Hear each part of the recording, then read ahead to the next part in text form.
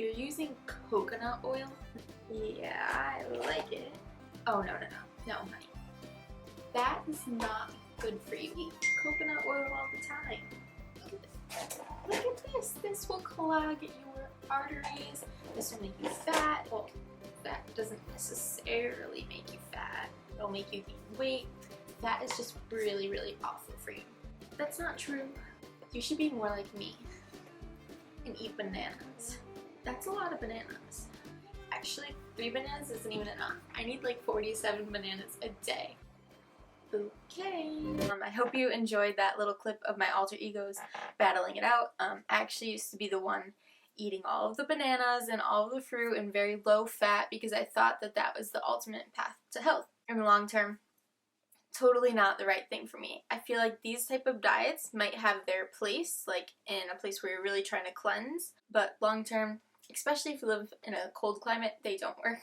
So today I want to talk about the importance of fat for the brain and just how essential it really is. Number 1, the nerves in your brain are coated with fat, the myelin sheath.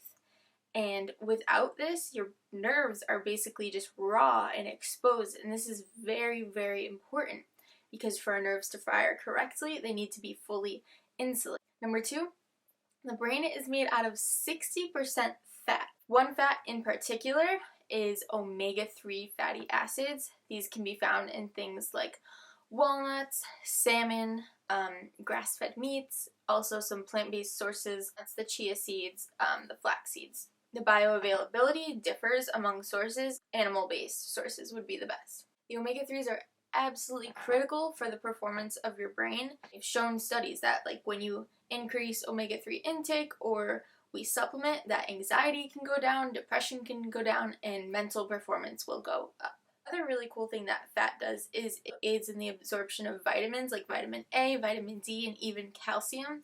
So these low-fat diets aren't even really that ideal for people with osteoporosis. You need some of that fat to get in those vitamins. Cholesterol is actually one of the components that your liver uses to make bile, and that's basically what helps you to digest your food. Heart disease, cholesterol, there's a whole lot of misconceptions, and they're actually finding that it's not necessarily cholesterol that is causing heart disease, and they're finding now that what's actually causing heart disease is more things like the processed oils, the processed sugar, and the grains. Go figure.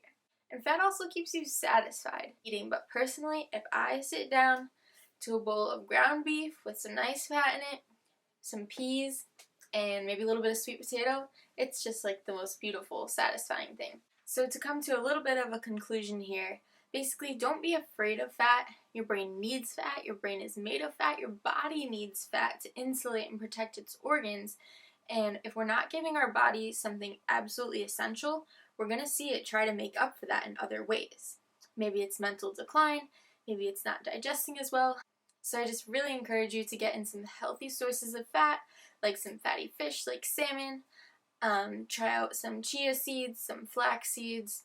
Don't be afraid of saturated fat in beef either, because it also has some really protective and helpful properties.